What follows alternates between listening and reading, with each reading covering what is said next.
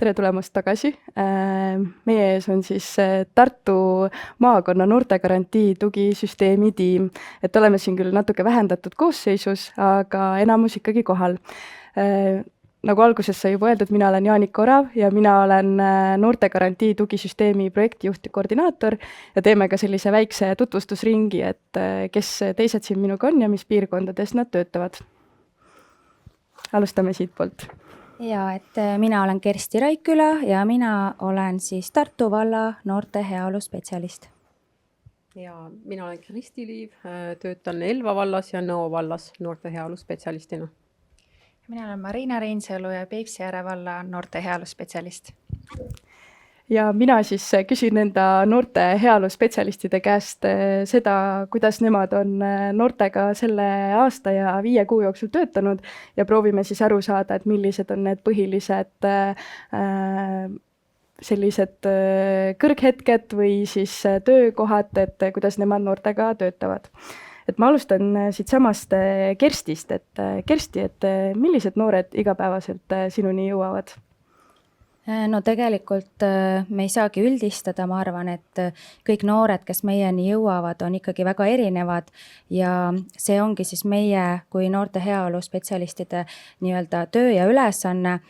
olla siis neile toeks nii-öelda kõiges, mida nad siis nii-öelda sooviksid teha, kui neil on mingid sellised soovid ja leiavad üles selle miski, on ju. Aga mis see töö siis ongi, et tihti ma näen, et ongi vaja seda üles leida, mida nad kõigepealt teha üldse sooviksid oma elus, rääkida sellest nendega ja siis seda motivatsiooni nii-öelda siis saada juurde või tekitada nii-öelda, et päris tihti neil ikkagi endal on väga vähene motivatsioon või üldse ei ole. Ja siis me hakkamegi vaikselt minema koos. Kristi, sama küsimus sulle ka, et millised noored sulle Elva ja Nõo valda jõuavad? Kõige rohkem on selliseid põhiharidusega ja ka gümnaasiumiharidusega noori ja enamasti, eks on ka kõike muud, aga kuna meil praegu on just teemas põhiharidusega noor, siis nemad jah tavaliselt sügisel avastavad, et nad ei ole kuskile kooli sisse saanud ühel või teisel põhjusel. Ja siis kas vanemad on ta minu juurde lohistanud või on nad ise tulnud, et mis nüüd edasi saab, et tihti vanemad on rohkem isegi mures ja paanikas sellest olukorrast, et noor ise nagu vaba aasta. Et oleneb, mõni on ikkagi ka pettunud, kui ei ole kuskil ülikooli või kutsekasse sisse saanud või gümnaasiumisse, et siis see on selline tavapärane noor, kellega ma töötan ja minule sellised väga meeldivad, kellel on aasta aega vaba aega, sest et mul on aega temaga hea plaan teha ja siis see plaan ka ellu viia. Ja Marina, sulle samuti, et millised noored sinuni jõuavad ja kuidas nad jõuavad? Minule jõuavad erinevad taustaga noored, on ka koolinoori, kes vajavad tuge kooli lõpetamisel, on kutsekoolis käijad noored, kes vajavad ka igapäevaste murede ja näiteks praktikakoha leidmisel, on ka täiskasvanud noori, kes on kauaks koju jäänud, tekkinud võib-olla väike selline ebakindlus, et vajavad tuge siis tööle saamisel, on vaimse tervise muredega, sõltuvusprobleemid, mõned ka õigusrikkumise taustaga ja keelebarjäär ka, siis ma olen toeks ja olemas. Aitäh, nagu me aru saame, siis on väga palju erineva taustaga noori ja tegelikult need piirkondlikult väga ei erinegi, et on ikkagi Tartumaal sarnase taustaga, et Peipsiääre vallas lihtsalt siis keelebarjääriga noori võib olla rohkem. Aga kuidas noored sinuni jõuavad, Kersti, et mis vahendite või mis kanalite kaudu noored sinuni jõuavad, teavad, et sa oled noorte heaolu spetsialist Tartu vallas ja. Et alguses tegelikult tõesti, kui ma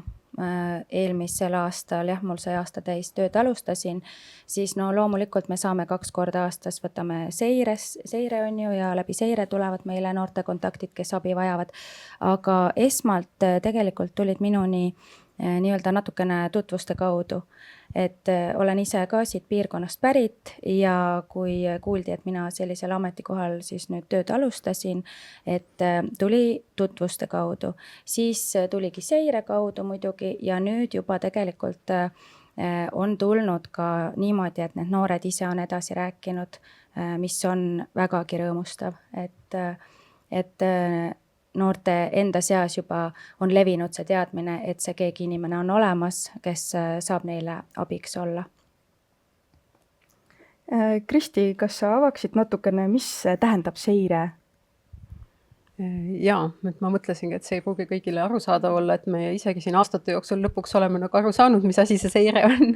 et see on seesama asi, millest Kaisa siin eelnevas just rääkis, et meile tuleb siis sotsiaalteenuste infosüsteemi kaudu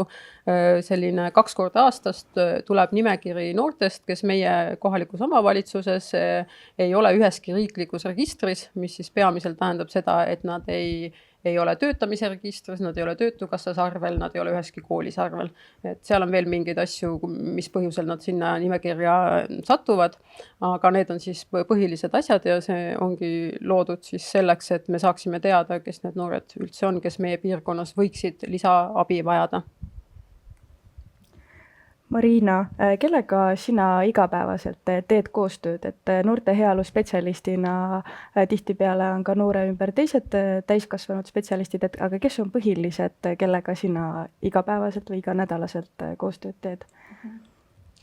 No see oleneb olukorrast, aga põhilised on kindlasti töötukassa, lastekaitse, psühholoog ja kriminaalhooldusametnikud ja STEP-programm nõustajad, kes samamoodi aitavad noori siis tööle või siis kooli, aga nad tegelevad siis lisaks noortega, kellel on see õigusrikkumise taust, mis nende selline lisaboonus on, siis neil on võib-olla rohkem neid koostööpartnereid tööandjatega, kuhu nad siis oskaksid neid suunata, need tööandjad, kes oleksid nõus siis sellega noorega tegelema.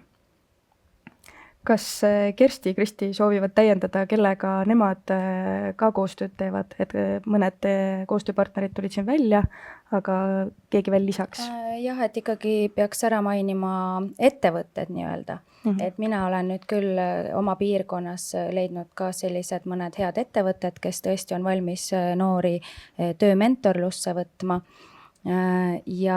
tõesti noorele on see nagu nii suur asi, et ta saab minna sinna tööd proovima ja ettevõte võtab ta hästi vastu, nad on tavaliselt väga sõbralikud, nad siis õpetavadki seda tööd, nad on paindlikud selle noore suhtes, meil on hea kontakt, me saame rääkida sellest noorest, tema tulemustest, et jah, lisaks nendele siis koostööpartneritele, mida juba Marina mainis, on ju, et ma tooksin välja, et ettevõtted pigem ja lapsevanemad ka tegelikult ikkagi, et või kes on noore ümber. Jah, aga praegu kedagi rohkem nagu nii-öelda ekstra välja oma sotsiaalosakond muidugi kokkuvõttes, et tegelikult, et kui me räägime,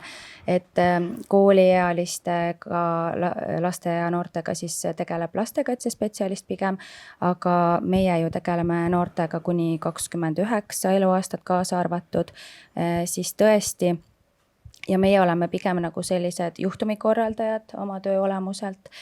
siis me ju ka suuname, kui me näeme, et sellel noorel on midagi elus sellist vaja korraldada,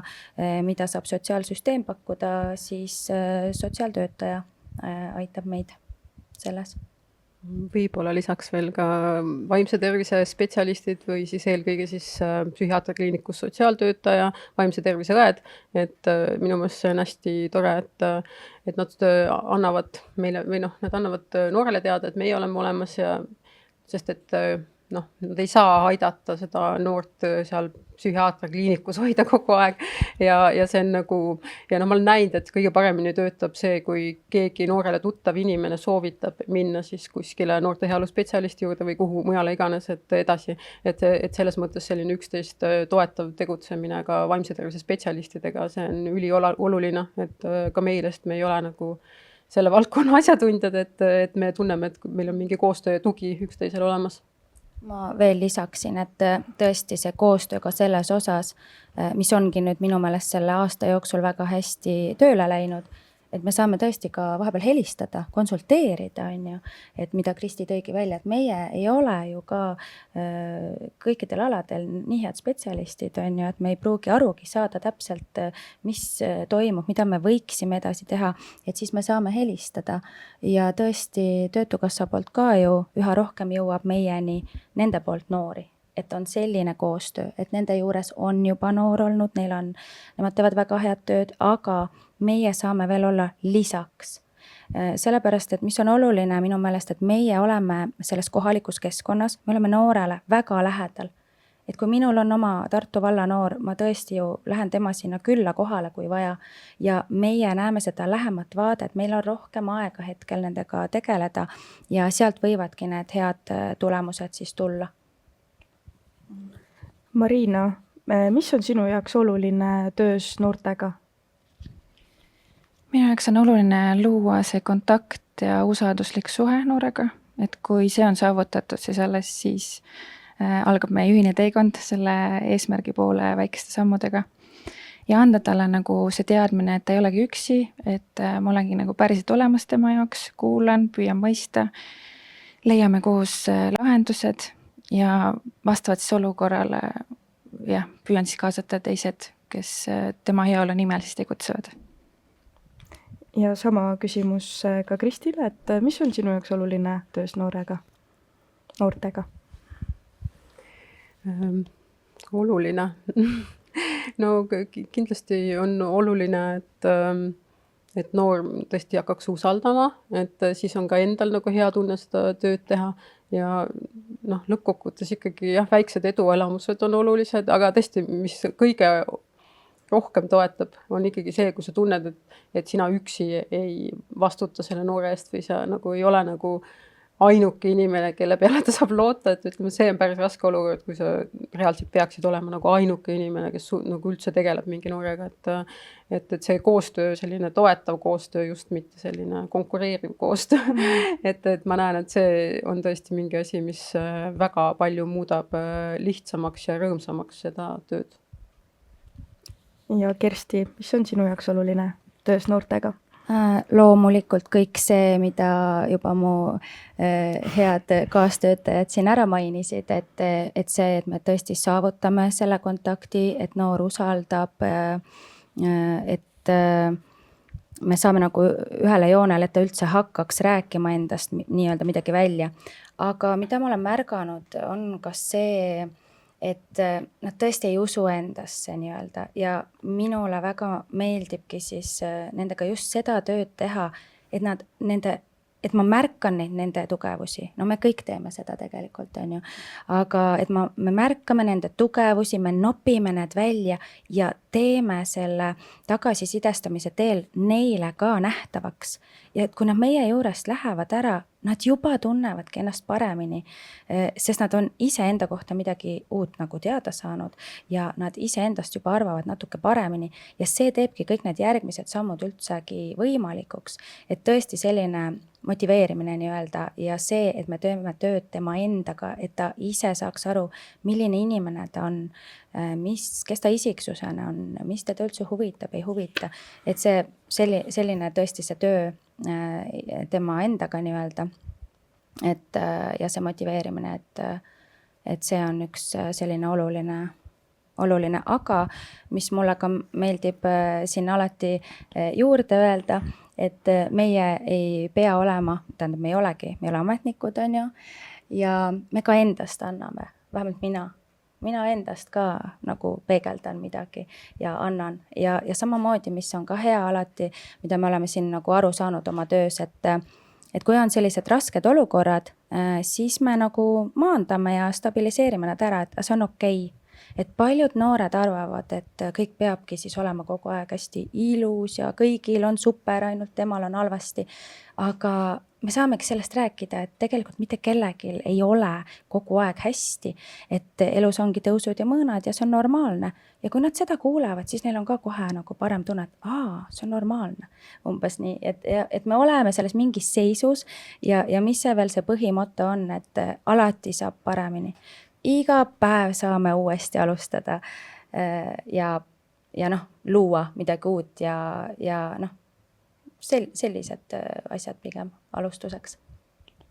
Väga põnev, te tõite väga palju erinevaid mõtteid siia lauale, alates kontakti loomisest, usalduse loomiseni, väikeste asjade märkamiseni. Et kui me korraks läheks selle noorte heaoluspetsialisti töö peale, millest me ka enne natuke rääkisime, et siis kui te olete noorega selle kontakti loonud, usalduse loonud, et kuidas see igapäevane tööprotsess on praegu välja näinud, et noor on teie juurde tulnud, on see kontakt saadud, mis edasi saab? Kristi? Jaa, et minu jaoks kõige suurem töövõit ongi see esimene kohtumine, et kui see on juba toimunud, siis tõenäoliselt toimub ka järgmine. et tõesti seda esimest kontakti on kõige raskem tihti saavutada. Aga väga-väga tihti kulub peale seda esimest kohtumist ikkagi veel 3 või 4 kohtumist, kus me lihtsalt saame tuttavaks. Sest et tõepoolest mina ei tea, mida noor peaks oma elus peale hakkama, mida ta üldse tahab, mis võimed tal on. Ühesõnaga, meil ei ole valmis lahendusi, mida me noorele nagu pakume, et tõesti igaüks ei ole võimeline või ei soovi kohe tööle minna või kooli minna, et vahel on vaja hoopis muud asjadega tegeleda ja meil ei ole valmis lahendusi olemas ja seetõttu on väga oluline noort väga hästi tundma õppida, vajadusel ka tõesti vanemate käest lisainfot küsida või kui nad on nõus muidugi, et kõik toimub ikkagi sellisel selja taga otseselt me midagi ei tee, et noor peab kõigega nõus olema, aga tihtipeale, kui ta juba tulnud on ja usaldama hakkab, siis ta ka on nõus sellega, et me nagu proovime tõesti süveneda ja väga tihti see ongi nagu nii, et ma ka kuulan noore lihtsalt ära ja ma ei oska talle kohe midagi öelda, et ma pean seedima seda infot ikkagi ja proovima nagu guugeldad, otsid mingeid võimalusi, mõtled, mis võiks üldse tema jaoks olla need variandid ja siis ma lihtsalt pakun talle välja mingi uniku asju, mida võiks teha, et sinu eesmärki saavutada või nagu mis võiks sulle olla praegu asjakohane. Ja siis noor saab ise otsustada, kas ja mida ta nendest valikutest sooviks teha või tal on endal üldse mingi järgmine asi ja kui asi on keeruline, siis loomulikult ma suunan ka edasi teiste spetsialistide juurde, et töötukassasse nagunii umbes enamus juhtudel, aga kõik see vaimse tervisega seonduv, et ma kindlasti ei pisendaks neid probleeme, et nendega tuleks ka nagu professionaalselt tegeleda, et üks asi on jah, et saab oma murest rääkida, see aitab ka, aga väga tihti sellest ei piisa, et on ikkagi vaja arsti tähelepanu ka. Ja et kuhu me siis lõpuks välja jõuame oma tööga, et tüüpiliselt ikkagi kõige tavalisem noorega töö käib kuskil pool aastat kuni aasta. Ja selle aastaga ideaalselt siis võikski olla ikkagi vähemalt mingi eesmärk seatud ja mingis suunas liikuma hakatud ja tavaliselt see koostöö nagu lõpeb väga sujuvalt lihtsalt, et noor läheb oma elu peale, et me küll toetame, aga minimaalselt siiski, et me ei taha kindlasti tekitada mingit sõltuvussuhet seal, et kõik kohtumised on eesmärgipärased ja lõpevad siis, kui seda enam vaja ei ole. Ma lisaksin tegelikult et see, mida Kristi juba ütles, et me suuname erinevate spetsialistide juurde, tegelikult see on õige, et loomulikult me võime motiveerida ja toetada tema enesehinnangut, aga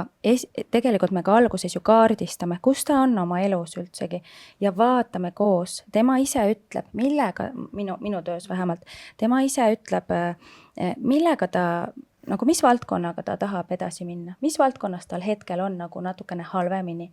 Aga selle eelduseks on see, et kui ma näen ikkagi ära tõesti, et on vaja neid spetsialiste, et sa pead need baasasjad korda tegema, millest ka tänase päeva jooksul on varem juttu olnud ju, et oleks see uni, et oleks siis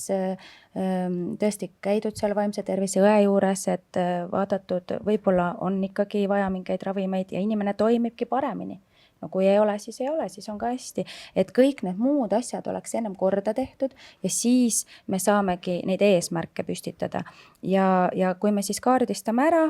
saame need mingid eesmärgid, me jagame need väiksemateks ampsudeks, on ju, tükkideks, et ei võta kohe suurt eesmärki, aga tõesti see eesmärk on siis väga noorest tulenev. Kes tahab lihtsalt, et ta kodust välja saaks ja tegeleb sellise ärevusega, et ta tõesti käib kuskil, me leiame mingit huvitegevust, võib-olla vabatahtlikku tegevust, mis ta soovib. Kes tahab minna kooli, siis me koostöös teemegi seda, et ta saaks minna kooli, mis selleks on vaja teha, on ju. Kes tahab tööle minna, me otsime sellise töövõimaluse, et kõigile ei sobi täiskohaga töö, mõnele sobib poole kohaga, vaatame, mis töö üldse sobiks, aitame korrastada seda CV-d, on ju. CV-l on ka sellised väga spetsiifilised väikesed punktid, et kui on noor, kes on 9. klassi haridusega ja tal väga nagu midagi polegi sinna panna, siis me vaatame, et aga mida ta veel on teinud. Näiteks ta käis Euroopa reisil, me märgime sinna sisse tema mingid tugevused siis, on ju, ja tagasisidestame selle, et millest ta veel on tugev. Ja teeme selle korda ja on olnud, et saavadki tööle. Võib-olla ütleks veel igaks juhuks, et see suuname spetsialistide juurde, et see kõlab nagu hästi lihtsalt, aga tegelikult see on väga suur osa ja tööst on tõesti nende aegade planeerimine, eriti kui vaimsest tervisest rääkida, et see ei ole nii lihtne, et arstile ajapanek on väga keeruline protseduur ja me tõesti nagu veendume, et ta selle aja saab, proovime teha kõik, et ta sinna arsti juurde kohale jõuaks, et lihtsalt et jääks sükest muljet, et me ütleme noorele, et pane endale psühhiaatri juurde aeg, et seda me ikkagi nagu sellisel kujul teeme väga harva, ma arvan, et see kõik see, et jälgida seda protsessi, et kas ta käis, kuidas tal läks, et nagu tõesti, et see on ka suur osa tööst, et uskumatu, aga see on tõesti nagu töö. Ja mitte ainult arsti juurde, vaid tõesti, et meil endal on ju pakkuda see loovteraapia, psühholoogi teenus on päris hästi kasutatud praegu, et jah, ja see töömentorlusega tegelemine. Samamoodi tuleb kogu aeg jälgida, kuidas tal seal läheb nendel lisateenustel, et kas ta jõuab sinna ja kuidas tal läheb. Või ka see, et tihti tuleb ju ka kaasa minna. Et ongi vaja Töötukassasse, see on üks tihedamini külastatavaid asutusi meil koos, on ju. Jah. Jah, mul on ka sama küsimus Marinale, väga palju mõtteid sai siin juba öeldud, aga noorte heaolu spetsialistide võimalused on erinevad, et mitte just võimalused, vaid jah, et töö on ka mingil määral ikkagi erinev, oleneb inimesest, et kui see noor jõuab sinuni, sa oled temaga kontakti saavutanud, et praegu me käisime läbi selle, et ka suhtled natukene võrgustikuga ja nii edasi, aga mis sa veel teed lisaks, millest me võib-olla ei ole veel rääkinud või võid ka korrata? Tundub, et kõik on juba mainitud suhteliselt, et ongi põhiline, kuulan ära ta vajadused, soovid ja siis kaardistamegi, nagu Kersti ütles, ja loome mingi tegevusplaani. Ja väikeste sammudega hakkame nagu liikuma, et kas ta vajab psühholoogi, panen psühholoogi aja, lähen kaasa, kõik suhteliselt sama, aga mida nad veel vajavad, ongi sellist, nagu siin kõik läbi käis, seda eneseusku ja nagu süstida seda julgustust, kes on ikka väga pikalt koju nagu jäänud, et mis ma ikka oskan, on ju, et kuhu ma nüüd lähen, mul ei ole midagi teinud, on ju, et motiveerida, julgustada, uskuda, et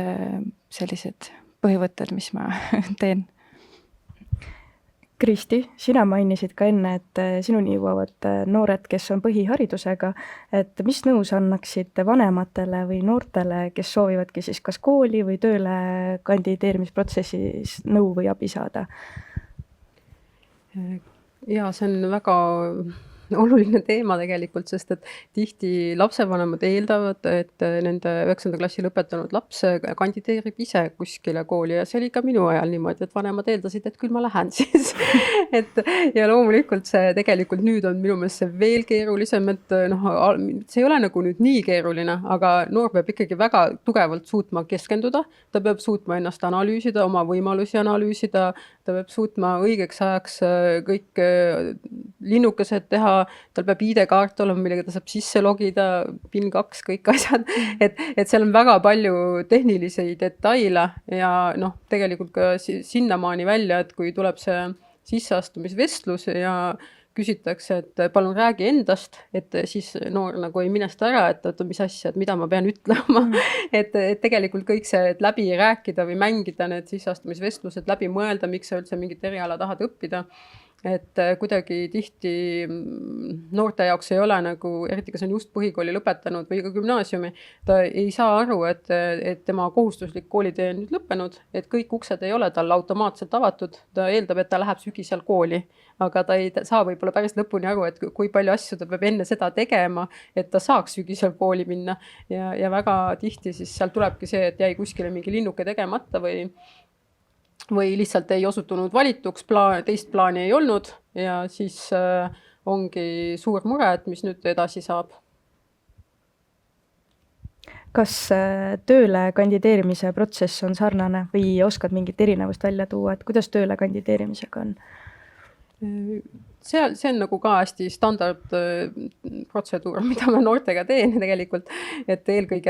kõige lihtsam on ikkagi tööle aidata neid noori, kellel on mingisugunegi huvide valdkond välja kujunenud. Nüüd, kui noor ütleb, ma tahan lihtsalt tööle minna,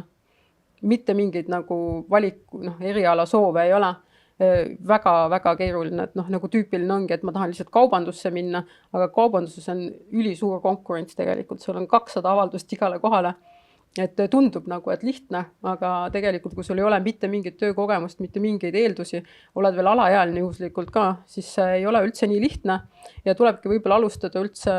CV, teeme nagunii sellise ilusa, proovime kõik läbi mõelda, kujundame seal Canvas, et koos CV tegemine on ka selleks hästi hea, et ma saan ikkagi nagu päriselt seda noort nagu nii-öelda detailides ka tundma õppida, läbi rääkida kõik teemad ja siis väga tihti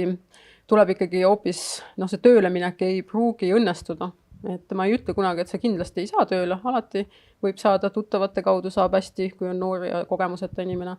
Aga niimoodi avalikul turul tööle kandideerida põhiharidusega, juhuslikult oled veel alaealine, siis see on väga keeruline. Ja siis tuleb hoopis alustada näiteks tõesti tööpraktikast, töötukassas arvele võtta, võib-olla töömentorlus, ja see kõik tegelikult eeldab seda, et sa ikkagi suudad välja öelda, mis sind huvitab mingiski mõttes, ükskõik kui kaugelt alustada, et kõik see töö tuleb ära teha ja üldiselt jah, kui on juba kogemust ja seda konkurentsivõimet natuke tõstetud koolituste või praktikate kaudu, et siis üldiselt noor ikkagi, kui ta vähegi tööd teha tahab, küll ta lõpuks saab. Aga tõesti väga tihti nad usuvad, et ma ei saagi nagu ka, et ma ei oska mitte midagi, ma ei tea, kas ma üldse suudan mitte midagi teha, et siis kuidagi sellest ka vaikselt nagu, tõesti nagu, seal ma ei pea isegi palju nagu selles mõttes luuletama, et tõesti, kõik, kes tahavad tööle saada, küll nad saavad, et lihtsalt võib aega minna ja tuleb teha sobivad ettevalmistused selleks, et see ei käi võib-olla nipsust ja üleöö.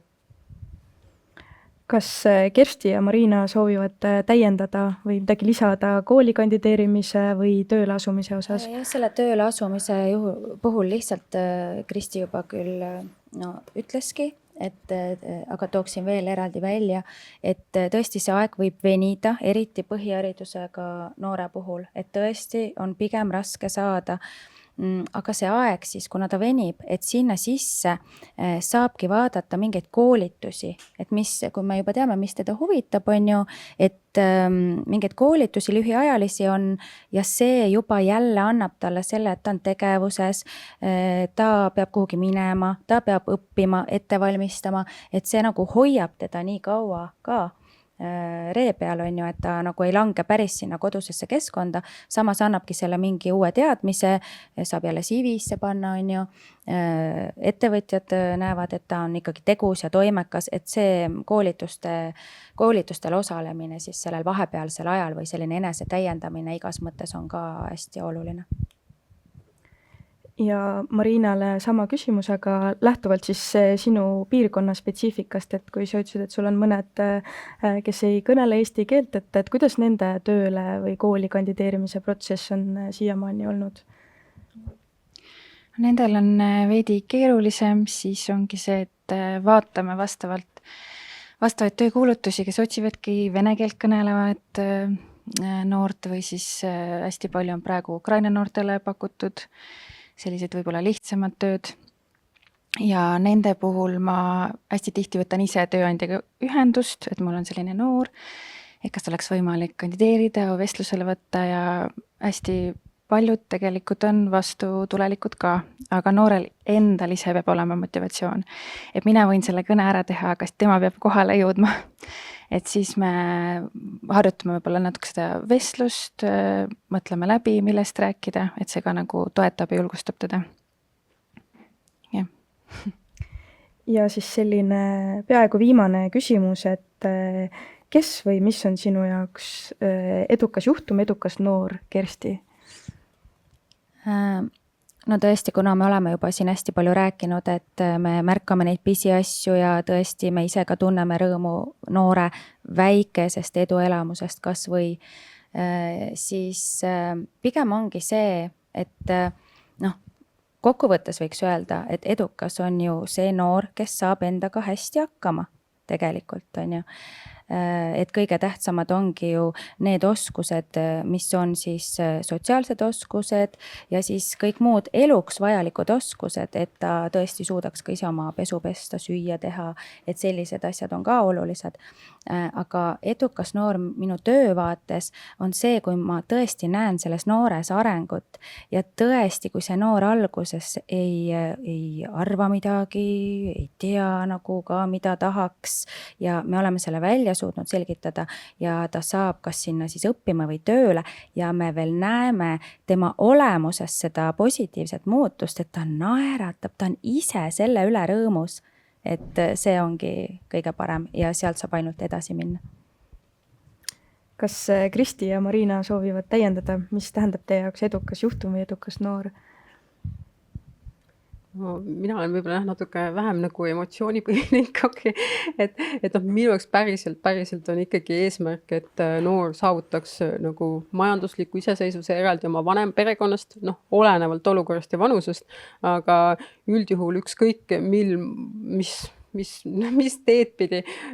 ikkagi legaalseid teid ma mõtlen, aga ta võiks hakata nagu toimima iseseisvalt nagu eraldi oma vanematest, et kas siis tõesti kodust välja kolimine, omaette või sõpradega elama minemine. Et ma näen, et see on ka see, mida noored tegelikult ise tahavad. Ja see on ju ka loomulik, et see eesmärk on. Ja ma tõesti siis teen kõik endast oleneva, et see noor saaks selle enesekindluse, et ma saan ka üksi hakkama. Ja nüüd see on ka üks asi, mis ma nagu alguses unustasin seal öelda, et tõesti, et kui see vanem ka teda natuke survestab kodust ära minema, siis see tegelikult võib tunduda nagu südametu või julm, aga tegelikult see näitab, et vanem usub, et ta saab ise hakkama. Ja kui ta seda ei tee, siis see tegelikult seal kuskil pinna all annab noorele selle sõnumi, et ma ei saa ise hakkama. Et selles mõttes on ideaalne, kui see noor tahab oma elu peale minna ja kui vanem ka seda nagu nii-öelda omalt poolt pisut kaasa aitab. Kas soovid lisada midagi nendele mõtetele, Marina? Minu jaoks on ka nagu edukus ongi märgata neid väikseid eduelamusi ja näidata seda ka noorele ja see ongi nagu positiivne, kui ta juba rõõmuga tuleb kohtumisel, kui tal endal juba on tekkinud mingi sisemine motivatsioon, juba hakkab kaasa mõtlema, et alati ei ole võib-olla see tööle saamine, aga see protsess ise, et kuidas see protsess kulgeb, on juba nagu kui iga kord on mingi positiivne saavutus, on juba nagu eduelamus. Ja viimane küsimus on selline,